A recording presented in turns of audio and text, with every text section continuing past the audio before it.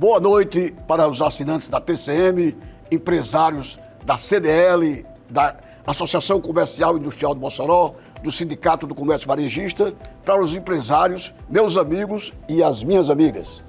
Estamos no Radar Econômico do dia 27 de julho do ano de 2023. Santos Padroeiro do dia. São Pantaleão, médico, mártir, natural da Nicomédia, na Betina, atual Turquia. Pantaleão foi educado por sua mãe na fé cristã. Ao tornar-se médico, começou a curar gratuitamente os pobres. Este seu gesto, porém, não agradou às autoridades pagãs. Por isso, foi denunciado junto ao imperador e condenado ao martírio. São Celestino também, papa, natural da Capânia. Celestino I foi papa de 422 a 432 da era cristã. Durante seu pontificado, mandou restaurar e construir muitas basílicas em Roma. É relembrado, sobretudo, pela firme defensoria da pureza da fé contra as heresias de Pelágio e Nestório, condenados publicamente no Sínodo de Roma.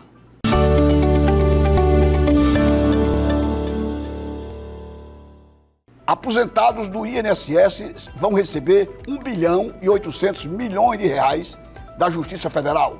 O montante vai quitar as requisições de pequeno valor, que são dívidas judiciais de até 60 salários mínimos, hoje em torno de R$ 70.200, em 84.091 processos que estavam na Justiça, dos 109.403 beneficiários, 109.403 beneficiários.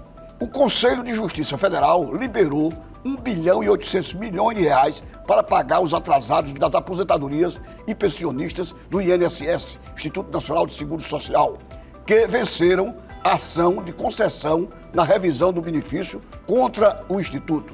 O montante irá quitar o RPV, que são as requisições de pequeno valor, que são dívidas judiciais de até 60 salários mínimos, R$ 79.200 atualmente, em 84.091 processos com 109.403 beneficiários. Para receber, o segurado precisa ter ganhado a ação sem que haja possibilidade de recurso, e a ordem de pagamento do juiz deve ter sido admitido até junho. O valor total liberado pelo Conselho de Justiça Federal em julho chega a 2 bilhões e 100 milhões de reais, além das dívidas previdenciárias e outros regimes próprios de previdência.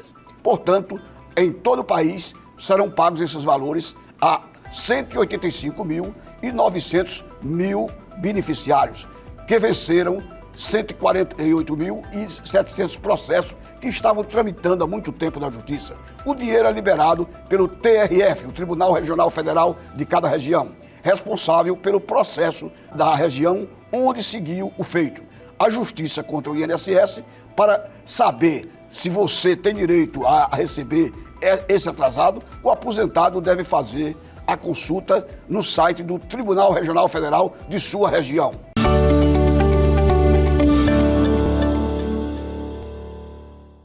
O IPCA 15 do mês de julho, cuja prévia de deflação foi de 0,07%, eu disse deflação, ou seja, inflação abaixo. Em julho, com redução da conta de luz e de alimentos. O índice acumulou alta de 3,19% nos últimos 12 meses do ano passado até julho de 2023. O Índice Nacional de Preço ao Consumidor Amplo, o chamado IPCA 15, considerado a prévia da inflação oficial do país, teve queda de 0,07% para o mês de julho. Hoje são 27%, mas essa prévia é dada com antecedência de alguns dias. Informou, na terça-feira, dia 25, o Instituto Brasileiro de Geografia e Estatística, IBGE. O índice continuou em desaceleração na comparação com o mês anterior, quando teve uma deflação de 0,04% em junho. Em julho de 2022, o IPCA 15 foi de 0,13% positivo. Inflação, só que agora nós estamos falando de uma deflação. Com o resultado, o IPCA 15 acumulou 3,19 na janela em 12 meses, de acordo com o IBGE. O item que trouxe principal impacto negativo para o indicador foi a redução dos preços de energia elétrica e residencial, que caíram 3,45%, após a incorporação do bônus da Itaipu, creditado nas faturas do mês de julho. 4 dos novos grupos pesquisados pelo IBGE tiveram queda do mês, com maior variação vinda do grupo Habitação, 0,94%.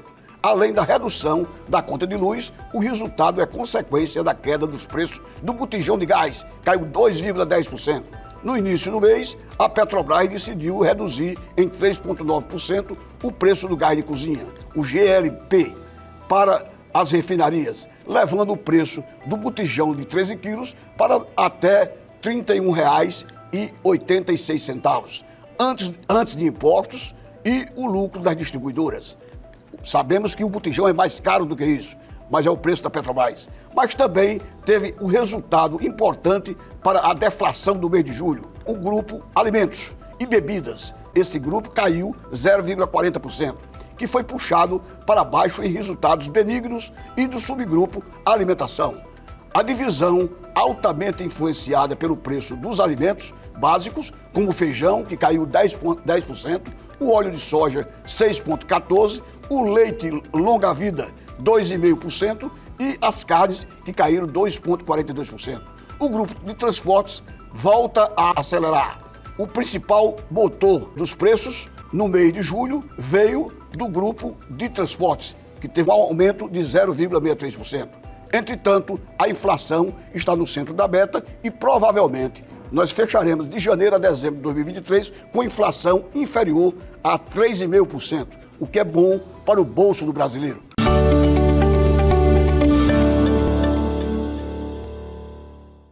E o lucro do FGTS?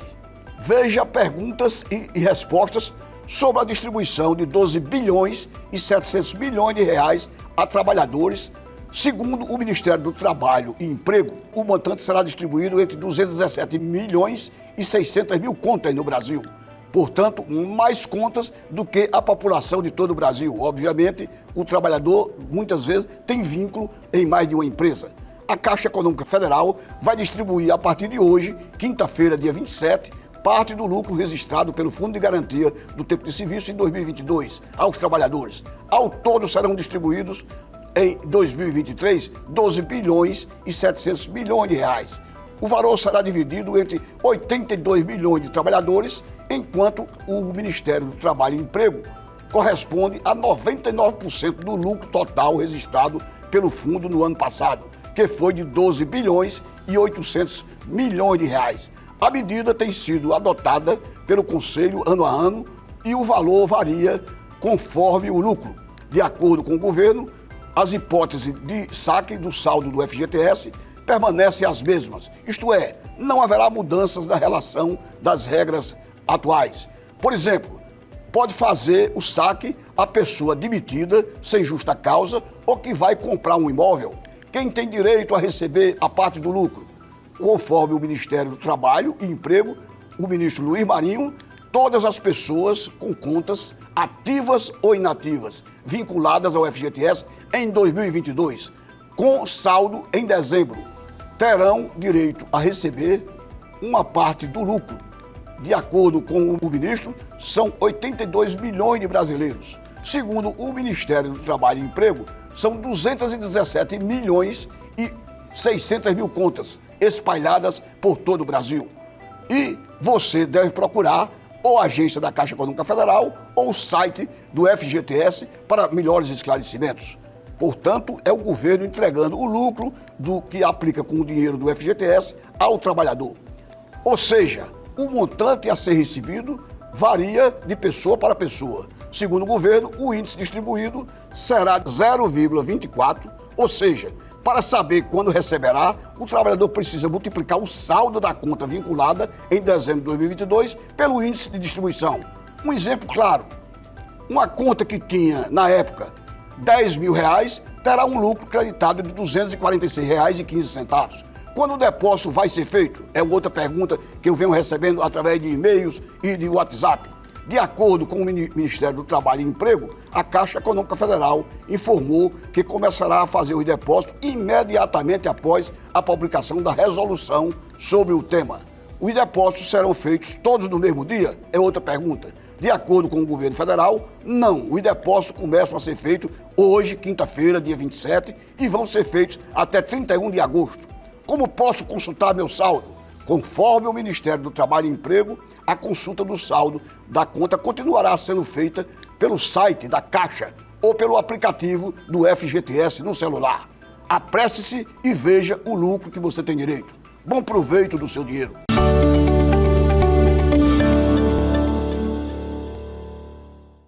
O Porto de Paranaguá, no Paraná, que é o segundo porto mais importante do Brasil, teve um volume de exportação em 50 anos de atividade. Segundo as autoridades portuárias de Paranaguá, as exportações pelo corredor leste do Porto de Paranaguá totalizaram 11 milhões e 100 mil toneladas do primeiro semestre, de janeiro a junho. As exportações pelo corredor leste, segundo o mais movimentado do país, do Brasil, totalizaram 11 milhões e 100 mil toneladas no primeiro semestre, o maior volume em um único semestre desde a criação do porto, há 50 anos. Disseram as autoridades portuárias de Paranaguá nesta terça-feira, dia 25.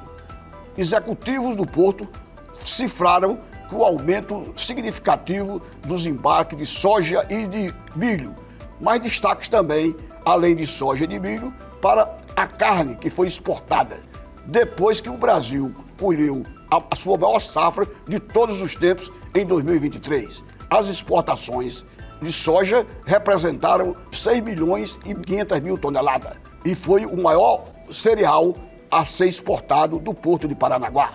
Parabéns ao Paraná, parabéns a esse Brasil em que se plantando tudo dá.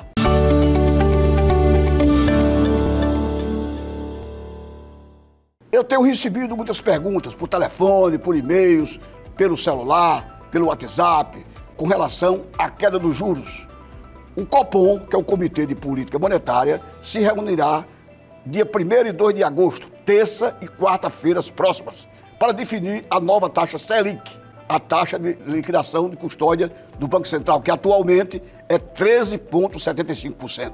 A minha previsão, depois de ouvir a Fundação Getúlio Vargas e o IBGE, é de que haverá um corte na reunião que se termina quarta-feira, dia 2 de agosto, um corte provavelmente de 0,50%.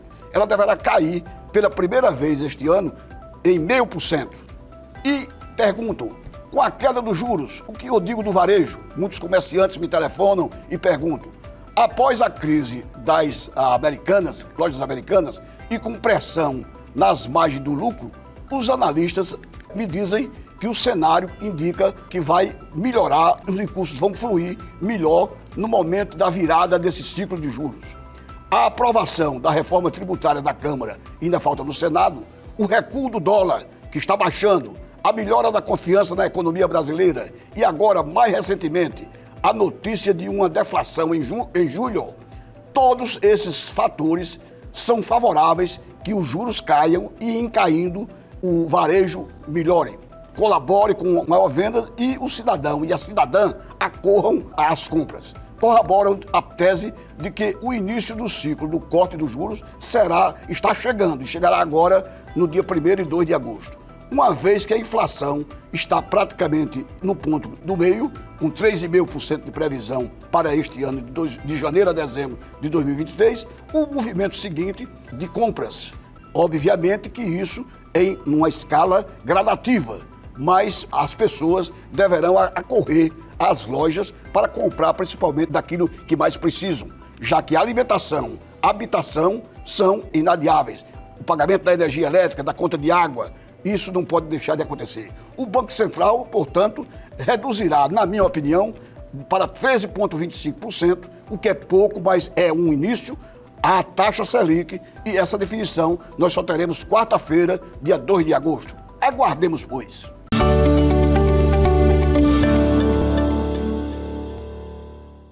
E a agência Fitch eleva o rating do Brasil soberano para BB, com perspectiva estável.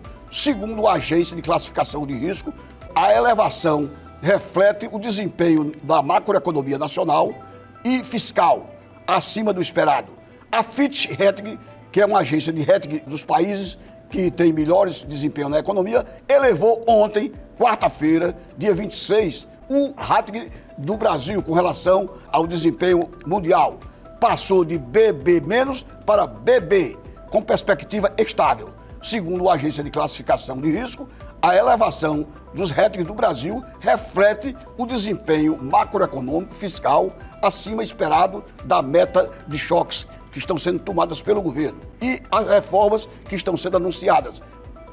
A tributária já aprovada pela Câmara dos Deputados, faltando ainda em agosto a chancela do Senado Federal, o que deverá acontecer.